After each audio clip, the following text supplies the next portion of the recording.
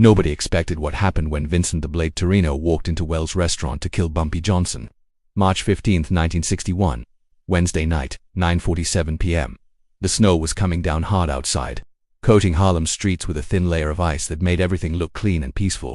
But inside Wells' restaurant on 135th Street, there was nothing peaceful about the conversation that was about to unfold. Vincent Torrino had killed 17 men in his 32 years of life. He'd earned his nickname with a 6-inch combat knife that had opened more throats than most surgeons. The Italian families in the Bronx called him when they needed problems solved quietly, permanently, and without questions. Tonight those families had sent him to Harlem with one simple mission: eliminate Bumpy Johnson. But Vincent Torrino had made two critical mistakes. First, he'd underestimated the intelligence network that Bumpy had built over 15 years of ruling Harlem. Second, he'd believed that killing Bumpy Johnson would be like killing any other man. He was about to learn that Bumpy Johnson wasn't any other man. The contract had come through Sal Marconi, a mid-level captain in the Genovese family who'd been losing sleep over Bumpy's growing influence. The numbers racket in Harlem was generating millions of dollars every year, and Bumpy's refusal to bow to Italian authority was becoming an embarrassment. Something had to be done. Someone had to send a message. 10,000 up front, 10,000 when it's done. Marconi had told Vincent 3 days earlier in the back room of a Bronx social club. Make it look like a robbery. Nothing fancy. Just walk in, put a bullet in his head, take his wallet, walk out. Simple. Vincent had nodded, pocketed the advance money, and started planning. But the more he researched Bumpy Johnson, the more he realized that bullets might not be enough. Bumpy was fast, smart, and always surrounded by people who would die for him. A gun would be loud, messy, create witnesses. A knife, though, a knife was quiet, personal, final. What Vincent didn't know was that Bumpy had been expecting him for 72 hours.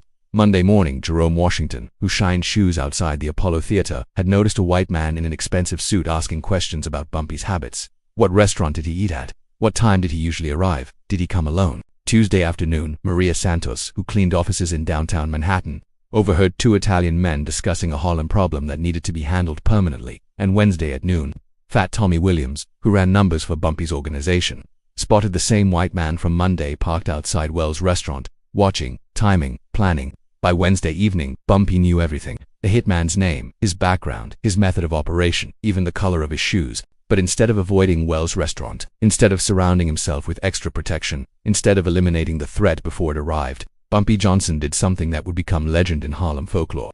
He showed up early and waited. At 9:30 p.m., Wells' restaurant was exactly what you'd expect from Harlem's finest dining establishment. Red leather booths lined the walls, each one occupied by well-dressed couples enjoying their evening meals. The jukebox in the corner was playing Miles Davis softly, just loud enough to provide atmosphere without drowning out conversation.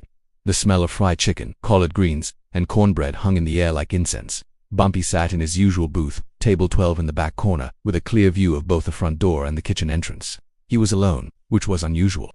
Normally at least two of his men would be positioned strategically around the restaurant. Tonight, there was nobody, just Bumpy, cutting his steak with methodical precision, occasionally sipping from a glass of bourbon, appearing completely relaxed and unaware. But appearances can be deceiving. Bumpy had positioned himself with mathematical precision. The booth he'd chosen was exactly 18 feet from the front door, 12 feet from the nearest table with customers, and 6 feet from the emergency exit that led to the alley behind the restaurant. His jacket was unbuttoned, allowing easy access to the .38 revolver in his shoulder holster and the straight razor in his vest pocket. And underneath the white tablecloth, hidden from view, lay something that Vincent Torrino couldn't possibly expect. At 9:47 p.m., the front door opened. Vincent Torrino stepped inside, shaking snow from his dark overcoat. He was medium height, athletic build, with the kind of face that people forgot immediately after meeting him, perfect for his line of work. He scanned the room quickly, professionally, cataloging exits, potential witnesses, obstacles. When his eyes found Bumpy sitting alone in the corner booth, Vincent allowed himself a small smile. This was going to be easier than expected. Vincent approached the hostess stand, where a young woman named Delilah was organizing menus. "Excuse me, miss," he said, his voice polite and friendly. "I'm supposed to meet someone here." Black gentleman, well-dressed, sitting in the back. Delilah glanced toward Bumpy's table. "Oh, you mean Mr. Johnson? He's right over there, honey. Table 12, thank you kindly." Vincent walked slowly through the restaurant, his right hand moving to the combat knife concealed in his coat pocket. The blade was sharp enough to slide between ribs like butter, long enough to reach the heart with one precise thrust. He'd used it 43 times in his career, and it had never failed him. Tonight would be number 44. As Vincent approached table 12, Bumpy looked up from his dinner. Their eyes met across the distance, and for a moment, time seemed to freeze. Vincent expected to see surprise, fear, recognition of imminent death. Instead, he saw something that made his blood run cold. Bumpy Johnson was smiling. Vincent Torrino, Bumpy said quietly, his voice carrying just enough to be heard over the Miles Davis trumpet. Right on time. I've been expecting you. Vincent stopped walking. His hand tightened on the knife handle, but he didn't draw it. Not yet. I think you have me confused with someone else, friend. Vincent the Blade Torrino, 32 years old, born in Bensonhurst, moved to the Bronx when you were 14, started killing for money when you were 19. 17 confirmed kills, though I suspect the real number is higher. Bumpy gestured to the empty seat across from him. Please, sit down. We need to talk. The restaurant continued its normal rhythm around them. Conversations at other tables, the gentle clink of silverware against plates, the soft jazz music. Nobody seemed to notice that a professional killer was standing 3 feet away from Harlem's most powerful man. I don't know what game you're playing, Vincent said, his voice lower now, more dangerous. But it's about to end. The only game ending tonight is the one you're playing. Bumpy cut another piece of steak, chewed it slowly, swallowed. Sal Marconi sent you. 10,000 up front, 10,000 when I'm dead. Make it look like a robbery. Am I missing anything? Vincent's face went pale. How could Bumpy possibly know about the contract, about Marconi, about any of it?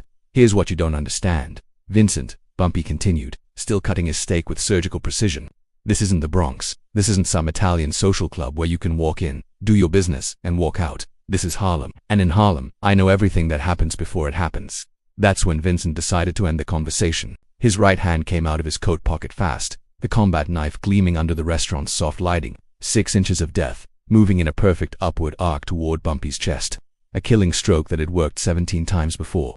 It would have worked on anyone else. But Bumpy Johnson had been preparing for this moment for 3 days, and Bumpy Johnson was not anyone else.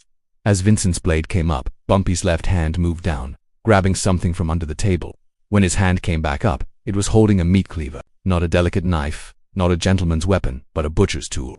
Heavy, sharp, and absolutely devastating in the right hands.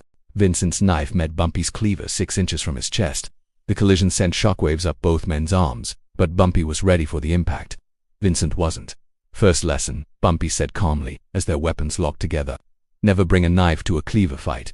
Then Bumpy's right hand came around with a steak knife from his dinner plate. The first cut caught Vincent across the back of his knife hand, opening a gash from wrist to knuckle. Blood spurted across the white tablecloth as Vincent's grip loosened involuntarily. The second cut got him across the forearm, deeper, slicing through muscle and tendon. By the third cut, Vincent realized he was in serious trouble. Second lesson, Bumpy said, his voice still conversational despite the violence unfolding. In Harlem, we settle our disagreements up close and personal. Vincent tried to step back, tried to create distance, tried to reach for the backup pistol in his ankle holster. But Bumpy was faster, more experienced, and fighting on his home turf. The cleaver came down hard, catching Vincent's wrist and nearly severing his hand. The combat knife clattered to the floor. Third lesson, Bumpy continued, now standing up from the booth, both the cleaver and steak knife in his hands. When you come for a king, you better not miss. That's when Vincent understood that he was about to die. But Bumpy Johnson had other plans. What happened next would become the subject of whispered conversations in barbershops, beauty salons, and street corners throughout Harlem for the next decade. Not because of its violence, though there was plenty of that, but because of its precision, its calculation, its perfect, terrible artistry. Bumpy didn't kill Vincent Torrino. That would have been too simple, too clean, too merciful. Instead, he gave Vincent a message to take back to Sal Marconi and the Genovese family. A message written in scars and blood that would be impossible to ignore. The fourth cut took Vincent's left eye. It wasn't a wild slash or a lucky accident. It was a deliberate surgical strike with the tip of the steak knife. One precise movement that left Vincent screaming and bleeding and permanently marked. That's so you'll always remember this night, Bumpy said quietly. The fifth cut was across Vincent's right cheek, from ear to mouth, deep enough to leave a permanent scar, shallow enough to avoid vital arteries. That's so everyone else will always know what happened to you. Cuts 6 through 15 were smaller, more artistic. Bumpy carved his initials into Vincent's left shoulder. BJ in letters 3 inches tall, cut deep enough that they would never fully heal. That's my signature, Bumpy explained. So there's no confusion about who sent this message. By cut number 20, Vincent had stopped screaming, not because the pain had lessened, but because shock was setting in. His body was going into survival mode, shutting down non-essential functions to preserve life. But Bumpy wasn't finished. Cuts 21 through 30 were systematic, methodical. Bumpy worked his way down Vincent's torso like a surgeon, each incision calculated for maximum psychological impact without causing fatal damage. Arms, chest, legs, even the soles of his feet. 31, Bumpy said, making a small cut on Vincent's neck, just deep enough to draw blood. 32, 33. Vincent tried to crawl away, tried to reach the door, tried to call for help, but his voice was gone, his strength was fading, and Bumpy followed him across the restaurant floor like death itself. 30. The 36th cut was the cruelest. Bumpy took Vincent's right eye. the same precision strike that had claimed the left one 20 minutes earlier. Now Vincent Torrino was completely, permanently blind, unable to see, unable to fight, unable to do the only thing he'd ever been good at. 36, Bumpy said, standing over the broken, bleeding, sightless man at his feet. One for each year of my life, so you'll know exactly how long I've been preparing for men like you. Then Bumpy did something that nobody in the restaurant expected. He walked back to his table, sat down, and continued eating his dinner. The steak was getting cold, but it was still perfectly seasoned. The bourbon was smooth, warming his throat as he swallowed. The Miles Davis music was still playing softly in the background. Everything was exactly as it had been 45 minutes earlier, except for the blind, carved-up assassin lying in a pool of blood on the floor. Delilah, Bumpy called to the hostess, his voice calm and pleasant. Would you mind calling an ambulance? It seems we've had an accident. Vincent Torrino spent the next 6 weeks in Harlem hospital. The doctors managed to save his life, though they couldn't restore his sight or undo the dozens of scars that now covered his body. When he was finally released, he was a different man. Broken, haunted, a living warning to anyone who might consider taking a contract on Bumpy Johnson. Sal Marconi received the message loud and clear, not through words or threats, but through the simple fact that his best killer had returned to the Bronx looking like he'd been fed through a meat grinder. The Genovese family quietly canceled all plans for future action against Bumpy's organization.